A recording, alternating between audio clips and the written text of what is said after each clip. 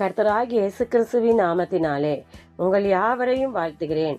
நாம் இன்று தியானிக்கும் வசனம் 2 கொரிந்தியர் 9ஆம் அதிகாரம் 15ஆம் வசனம்.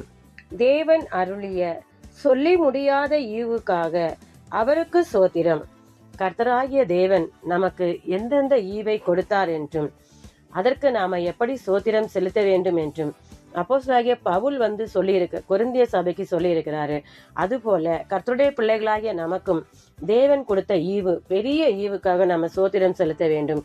முதலாவதாக தேவன் நமக்கு கொடுத்த ஈவு என்னன்னா, அவருடைய ஒரே பேரான குமாரனை நமக்காக கொடுத்ததுதான். நம்மேல் அன்பு வைத்தது நிமித்தம் அவருடைய ஒரே பேரான குமாரனை நமக்காக இந்த பூமியில அனுப்பி அவருடைய ஜீவனையே அவர் நமக்காக கொடுத்ததான் கர்த்தர் நமக்கு கொடுத்த பெரிய ஈவு. இரண்டாவது பார்த்தீங்கன்னா, பாவத்தின் சம்பளம் மரணம் என்று சொல்லப்படுகிறது. இந்த பாவத்திலிருந்து, நாம் செய்த பாவத்திற்கு உண்மையிலேயே நமக்கு சம்பளம் என்று கிடைத்திருந்தால் நம்ம என்றைக்கோ அழிந்து போயிருப்போம். ஆனால் அந்த மரணத்திற்கு இயேசு கிறிஸ்துவினால் உண்டானது நமக்கு நித்திய ஜீவன். நமக்கு நித்திய ஜீவன் என்கிற பெரிய ஈவை கர்த்தராகிய தேவன் நமக்கு கொடுத்திருக்கிறார். அது மாத்திரமில்ல, கிருபையினாலே ரட்சிக்கப்பட்டீர்கள். அது நமக்கு கர்த்தர் கொடுத்த பெரிய ஈவு.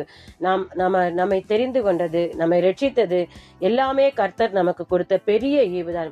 அது மாத்திரமில்ல, நம்ம ரட்சிக்கப்பட்ட நாளில் இருந்தாலும் நமக்கு அநேக பிரச்சனைகள் வந்திருக்கும், அநேக போராட்டங்கள் உண்டு.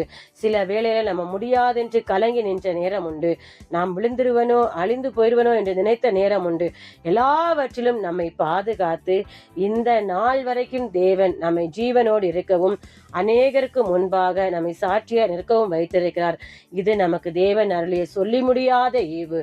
நம்மை தெரிந்தெடுத்திருக்கிறார். எத்தனையோ பேருக்கு இன்றைக்கு கிடைக்கல, எத்தனையோ பேரை கர்த்தராகிய தேவன் தெரிந்தெடுக்கல. நம்மை முன்குறித்து நம்மை தெரிந்தெடுத்தது தேவனாகிய கர்த்தர் நமக்கு கொடுத்த பெரிய மகா ஈவு.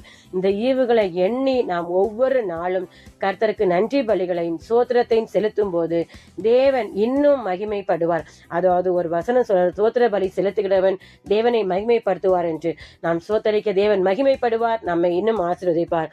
நாம் ஜெபிப்போமா? அன்பின் பரலோக பிதா, உம்மை நன்றியோடு துதிக்கிறோம். தேவரீர் எங்களுக்கு பாராட்டின ஈவுகளுக்காய் உம்மை நன்றியோடு சோதரிக்கிறோம். தகப்பனே, நீர் எங்களுக்கு கொடுத்த ஜீவனுக்காய், கிருபைக்காய், வரங்களுக்காய், அப்பா இயேசு கிறிஸ்துவை எங்களுக்காய் தந்ததற்காய், எங்கள் பாவங்களை குற்றங்களை மன்னித்ததற்காய், அப்பா எங்களை தெரிந்தெடுத்ததற்காய், தகப்பனே எங்களை முன்குறித்ததற்காய் உம்மை நன்றியோடு சோதரிக்கிறோம். தகப்பனே, இனியும் நாங்கள் அப்பா நீர் எங்களுக்கு கொடுக்க போகிற அநேக ஈவுகளுக்காய் உம்மை நன்றியோடு சோதரிக்க கிருபை தரும்படியாய் ஜெபிக்கிறோம். இயேசுவின் நாமத்தில் ஜெபிக்கிறோம் நல்ல பிதாவே, ஆமேன். கர்த்தர் உங்களை ஆசீர்வதிப்பாராக.